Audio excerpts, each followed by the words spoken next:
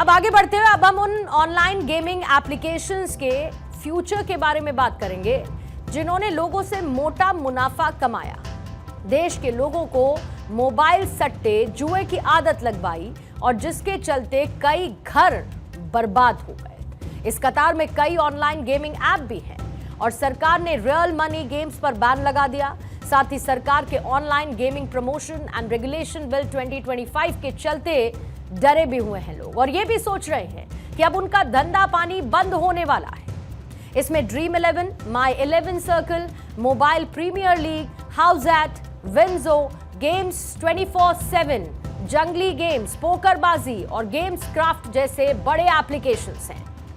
आज कई घरों में इन एप्लीकेशंस में दिलचस्पी रखने वाले लोग इस बात को लेकर कंफ्यूज हैं कि क्या ये गेमिंग एप्स बंद हो जाएंगे या फिर इन्हें कुछ छूट भी मिलेगी। सरकार की तरफ से जो बिल लोकसभा और राज्यसभा में पास हुआ, इस बिल के तहत ये बिल्कुल कट एंड क्लियर है कि ऑनलाइन गेम्स में रुपयों का लेन देन होगा, उस पर बैन लगेगा।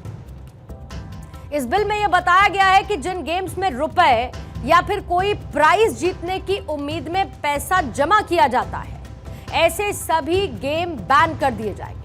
हालांकि ड्रीम 11 और बाकी कुछ इंपॉर्टेंट प्लेटफॉर्म्स हैं जिन्होंने अपने रियल मनी वर्जन्स हटा दिए हैं। इसी बीच एशिया कप 2025 से पहले ड्रीम 11 ने भारतीय क्रिकेट टीम के लीड स्पॉन्सर से हटने का फैसला किया है। ऑनलाइन गेमिंग को नियंत्रित करने वाला बिल पास होने के बाद यह फैसला लिया गया, लिहाजा बीसीसीआई और ड्रीम 11 अब साथ नहीं रहेंगे और बीसीसीआई भविष्य में ऐसे किसी भी ऑनलाइन गेमिंग ऐप कंपनी के साथ जुड़ेगा नहीं। आपको यह भी बता दूं कि ड्रीम 11 भारतीय क्रिकेट टीम की लीड स्पॉन्सर थी। ड्रीम 11 ने 2023 में बीसीसीआई के साथ 358 करोड़ रुपए में 3 साल का स्पॉन्सरशिप कॉन्ट्रैक्ट साइन किया था। ड्रीम 11 ने जुलाई 2023 में बायजूस को हटाकर लीड स्पॉन्सर बनने का करार किया और खास बात यह है कि ड्रीम 11 को बीसीसीआई के साथ अपने स्पॉन्सरशिप कॉन्ट्रैक्ट को समय से पहले खत्म करने के लिए जुर्माना नहीं देना होगा। इसका कारण है कि कॉन्ट्रैक्ट में एक स्पेशल क्लॉज शामिल है जो ये कहता है कि अगर सरकार का कोई कानून स्पॉन्सर के मुख्य बिजनेस को इंपैक्ट करता है तो उन्हें कोई जुर्माना नहीं देना पड़ेगा। यानी बीसीसीआई अब नए टाइटल स्पॉन्सर की तलाश में है। दरअसल 9 सितंबर से यूएई में T20 एशिया कप की शुरुआत होने जा रही है, जिसमें अब बहुत ही कम समय बचा है।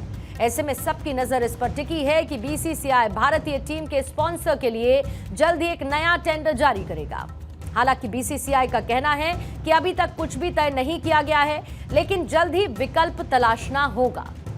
ड्रीम 11 साल 2008 में हर्ष जैन और भावित सेठ ने मिलकर शुरू किया।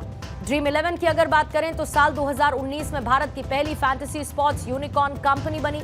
साल 2020 में वीवो की जगह आईपीएल टाइटल स्पॉन्सरशिप जीती। 2023 में 3 साल के लिए भारतीय क्रिकेट टीम की लीड स्पॉन्सर बनी और साल 2026 में डील के तहत बीसीसीआई को हर एक डोमेस्टिक मैच के लिए 3 करोड़ रुपए देता था। विदेशों में खेले गए हर मैच के लिए बीसीसीआई को 1 करोड़ रुपए मिलते थे और अब कॉन्ट्रैक्ट खत्म होने के बाद बीसीसीआई अब नए स्पॉन्सरशिप के लिए टेंडर प्रक्रिया शुरू करेगा। आप सोचिए किस तरीके का मायाजाल इन online real money gaming apps ने फैला रखा है। आलम यह है कि इन गेमिंग एप्स पर पैसा लगाकर अमीर बनने का ख्वाब देखने वालों के ही पैसे से आज ये गेमिंग ऐप कंपनीज आईपीएल जैसे खेलों में बड़ी एडवर्टाइजर्स बन चुकी हैं।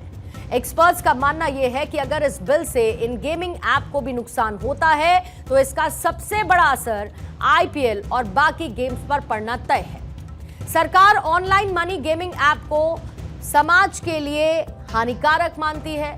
सरकार का मानना है कि कुछ गेम्स ऐसे हैं जिसमें परिवार की जिंदगी भर की बचत ऑनलाइन गेम्स में चली जाती है या खेलने वाला कर्जे में डूब जाता है।